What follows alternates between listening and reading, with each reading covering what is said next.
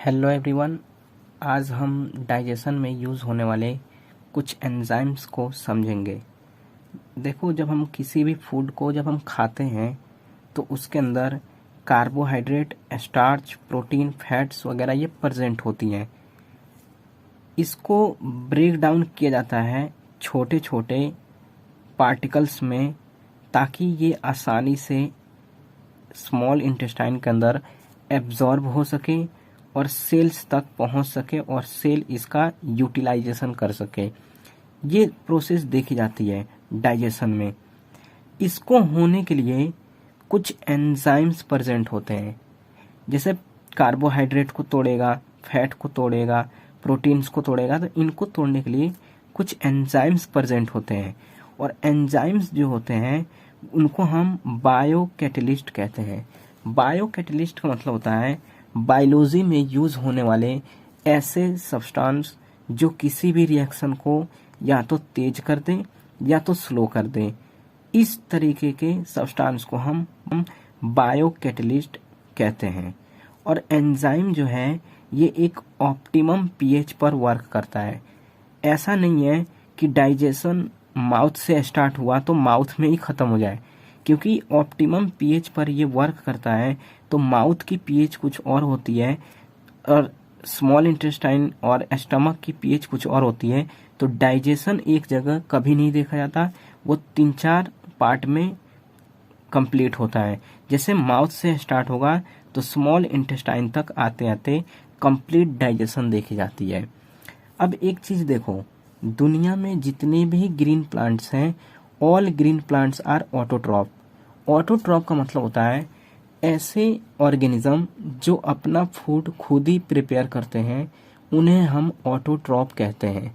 और ये ऑटोट्रॉप जैसे ग्रीन प्लांट्स हैं, ये फोटोसिंथेसिस करके अपना फूड को प्रिपेयर करता है, और वो जो फूड बनाता है वो है ग्लूकोज या कार्बोहाइड्रेट। इस ग्लूकोज को वो यूटिलाइज करता है, यूज कर लेता है, और जो ग्लूकोज बचती है उसको वो स्टोर करता है स्टार्च के फॉर्म में, लीव्स के अंदर, रूट्स के अंदर, स्टेम्स के अंदर, फ्रूट्स, सीड्स के अंदर ये स्टोर कर लेता है स्टार्च के फॉर्म में। देखो, मेरा क्वेश्चन यहाँ पर यह है कि ग्लूकोज जो है, प्लांट्स ग्लूकोज को स्टोर ना करके स्टोर करता है स्टार्च को। ऐसा क्यों? ऐसा इसलिए करता है क्योंकि ग्लूकोज जो है वो एक वाटर सोलुबल है और स्टार्च जो है वो नॉन वाटर सोलुबल है। हमें एक चीज़ पता है कि फोटोसिंथेसिस जब प्लांट्स करता है तो कुछ वाटर की लॉस हो जाती है। अगर वाटर सोलुबल चीज़ों को वो स्टोर करने लगा तो वाटर की जब लॉस होगी तो उसके साथ साथ वो जो फूड बनाएगा उसकी भी लॉस हो जाएगी। इसीलिए प्लांट्स कोशिश ये करता है कि उसको ऐसे फॉर्म में चेंज कर दिया जाए जो वाटर सोलुबल ना हो। और स्टार्च जो है वो एक नॉन वाटर सोलुबल सब्सटेंस है, इसीलिए वो स्टार्च के फॉर्म में स्टोर कर लेता है। अब देखो, इस स्टार्च को ह्यूमन बीइंग खाएगा क्योंकि उसको ज़रूरत है। वो डिपेंड रहता है ग्रीन प्लांट्स पे, इसीलिए ह्यूमन बीइंग या ऑल जितने भी एनिमल्स हैं वो अपना भोजन खुद ही प्रिपेयर नहीं करते। ऐसे ऑर्गेनिज्म को हम हेटेरोट्रॉफ कहते हैं। और क्योंकि ये हेटेरोट्रॉफ है तो ये डिपेंड होगा जो ये फूड बनाएगा इसके ऊपर। अब इसने स्टार्च बनाया, इसको ह्यूमन बीइंग खाएगा। इस ह्यूमन बीइंग के जब अंदर ये जाएगी तो इसको फिर से हमें तोड़ना है ग्लूकोज के फॉर्म में, क्योंकि ग्लूकोज को ही यूटिलाइज कर सकते हैं हम। अब देखो होता क्या है, सबसे पहले डाइजेशन जो है वो स्टार्ट होती है हमारे माउथ से। इसका मतलब यह है कि अगर मैं स्टार्च खाया हूँ तो माउथ के अंदर कंप्लीट डाइजेशन नहीं देखी जाएगी स्टार्च की, पार्शियली डाइजेस्ट होती है। और इस स्टार्च को पार्शियली डाइजेस्ट करता है एक एंजाइम जिसका नाम है टाइलिन या सलाइवरी अमाइलेज, जो हमारा सलाइवा प्रोड्यूस करता है। और ये पार्शियली ब्रेक डाउन करता है स्टार्च का माउथ के अंदर, और फिर इस पार्शियली डाइजेस्टेड स्टार्च को कंप्लीट डाइजेस्टेड स्टार्च में चेंज करता है एक एंजाइम जिसका नाम है पैनक्रियाटिक अमाइलेज, जो पैनक्रियास सीक्रेट करता है स्मॉल इंटेस्टाइन के अंदर। इसीलिए मैं कह रहा हूँ कि स्मॉल इंटेस्टाइन के अंदर कंप्लीट डाइजेशन देखी जाती है। तो यहाँ पर माउथ के अंदर अगर डाइजेशन हो रहा है स्टार्च का, तो वहाँ पे टाइलिन या सलाइवरी अमाइलेज वर्क करते हैं, और ये जो पार्शियली ब्रेक डाउन होगा स्टार्च का, इसको कंप्लीट कन्वर्जन करना काम होता है पैनक्रियाटिक अमाइलेज का। ये है सीबीएसई बोर्ड वाले जो बच्चे हैं वो इस पाथवे को फॉलो करेंगे। अगर कोई बच्चा एंट्रेंस की प्रिपरेशन कर रहा है तो वो इसको देखेगा कि स्टार्च जो है हमारे माउथ के अंदर जब जाएगी तो वो पार्शियली डाइजेस्ट होनी है, ये तो हमें पता चल गया, और उसमें स्लाइवरी अमाइलेज और टाइलिन एंजाइम काम करेंगे। अब देखो स्टार्च डायरेक्टली ग्लूकोज में चेंज नहीं करता, वो पहले माल्टोज में चेंज करता है फिर ग्लूकोज में चेंज करता है। तो माल्टोज में चेंज किया स्लाइवरी अमाइलेज या टाइलिन, अब इस माल्टोज को ग्लूकोज के अंदर चेंज करेगा माल्टेज एंजाइम, और माल्टेज एंजाइम ग्लूकोज के चेंज करेगा। जैसे ही ग्लूकोज की फॉर्मेशन हो जाएगी, ग्लूकोज बन जाएगा, तो ह्यूमन बीइंग इसको यूटिलाइज करेगा। जितना यूटिलाइज करना है उतना यूटिलाइज करेगा, जो बच जाएगा उसको स्टोर करेगा in the form of glycogen liver के अंदर, और ये ग्लाइकोजेन को हम एनिमल स्टार्च भी कहते हैं। अब यहाँ पे देखो, ये भी ग्लाइकोजेन को स्टोर कर रहा है, ना कि ग्लूकोज को। तो क्योंकि ग्लूकोज जो है वाटर सॉल्युबल है, तो यहाँ पर ग्लाइकोजेन जो है ये नॉन वाटर सॉल्युबल है। हमारे जब पसीने आते हैं या जो हमारा यूरिन है उसके थ्रू ग्लूकोज का जो अमाउंट है वो लॉस ना हो जाए, इसीलिए हमारा शरीर कोशिश ये करता है कि उसको नॉन सॉल्युबल बना के किसी जगह स्टोर कर दिया जाए, तो वो लीवर के अंदर स्टोर करता है। अब देखो, वो लीवर के अंदर ग्लाइकोजेन के फॉर्म में स्टोर हो चुका है। हमें चाहिए ग्लूकोज, मान लो अगर हमें ग्लूकोज चाहिए दोबारा, हमें नहीं मिल रहा है, तो हम क्या करेंगे, इस ग्लाइकोजेन को फिर से तोड़ेंगे। इस ग्लाइकोजेन को तोड़ेंगे ग्लूकोज के फॉर्म में, और इस ग्लाइकोजेन को ग्लूकोज के अंदर चेंज करता है एक एंजाइम, उसका नाम है ग्लाइकोजेन फॉस्फोराइलेज। ग्लाइकोजेन फॉस्फोराइलेज ये एंजाइम ग्लाइकोजेन को कन्वर्ट करता है ग्लूकोज में, फिर इस ग्लूकोज को ह्यूमन बीइंग यूटिलाइज कर सकते हैं। ये तो बात हो गई कार्बोहाइड्रेट की या स्टार्च की। अगर प्रोटीन है तो इसको कौन कौन से एंजाइम्स जो है वो ब्रेक करेंगे, डाइजेस्ट करेंगे। तो प्रोटीन के लिए दो एंजाइम्स रेस्पॉन्सिबल होते हैं, एक होता है पेप्सिन और एक होता है ट्रिप्सिन। पेप्सिन जो है ये हमारे स्टमक के अंदर सिक्रीट करता है हमारा स्टमक, जिसको हम कहते हैं गैस्ट्रिक जूस। और गैस्ट्रिक जूस जो है, गैस्ट्रिक जूस वो पेप्सिन के साथ साथ म्यूकस भी सिक्रेट करता है और HCl भी सिक्रेट करता है। ठीक है, ये पेप्सिन भी सिक्रेट करेगा, पेप्सिन भी सिक्रेट करता है, म्यूकस और HCl, ये तीन एंजाइम्स को वो सिक्रेट करता है। अब यहाँ पे एक चीज देखो, ये तो समझ में आ रही है कि पेप्सिन जो है वो प्रोटीन को डाइजेस्ट करेगा, लेकिन ये म्यूकस और HCl का क्या इम्पोर्टेंस है, इसको समझने के लिए आप लोग ये देखिए।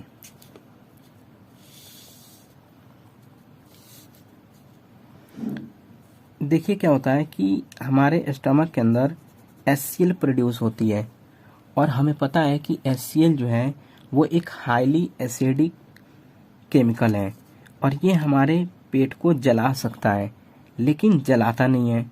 क्यों? क्योंकि इसके अंदर, इसके पेट के अंदर हमारे कुछ लिक्विड पार्ट्स प्रेजेंट होती हैं जिसको हम म्यूकस कहते हैं, और ये म्यूकस एक सेल बनाता है जिसका नाम है गॉबलेट सेल, और यही म्यूकस प्रोटेक्ट करता है HCl से कि इस वाल को डैमेज ना किया जाए। अब यहाँ पे एक फिंगर लाइक प्रोजेक्शन आप लोगों को दिख रही होगी, ये है रूगी। रूगी जो है एक फिंगर लाइक प्रोजेक्शन है जो सरफेस एरिया को इंक्रीज करता है। अगर ये रूगी स्टमक के अंदर प्रेजेंट है तो इसको रूगी कहते हैं। अगर ये स्मॉल इंटेस्टाइन के अंदर प्रेजेंट है तो इसको विलाई और माइक्रो विलाई कहते हैं। ठीक है, ये समझ में आ गया कि म्यूकस का इंपॉर्टेंस क्या है और एचसीएल क्यों है, क्योंकि एचसीएल का इंपॉर्टेंस अभी मैंने नहीं बताया है। देखो एचसीएल क्या होता है, ये एक हाइड्रोक्लोरिक एसिड है और अगर ये एसिड है तो हमें पता है कि अगर इसके अंदर कोई माइक्रोब्स अगर गलती से एंट्री कर लिया तो वो इसको डाइजेस्ट कर देगा, उस माइक्रोब्स को किल कर देगा ये। ठीक है, एक और इसका बहुत ज़्यादा इम्पोर्टेंस रोल ये होता है कि हमारी जो गैस्ट्रिक एंजाइम है वो डायरेक्ट पेप्सिन प्रोड्यूस नहीं करती, वो पेप्सिनोजेन को प्रोड्यूस करती है। और पेप्सिनोजेन जो है वो एक इनएक्टिव फेज में प्रेजेंट होता है। इनएक्टिव फेज का मतलब होता है वो कोई भी काम नहीं करेगा, किसी भी चीज को डाइजेस्ट नहीं करेगा क्योंकि वो इनएक्टिव फेज में है।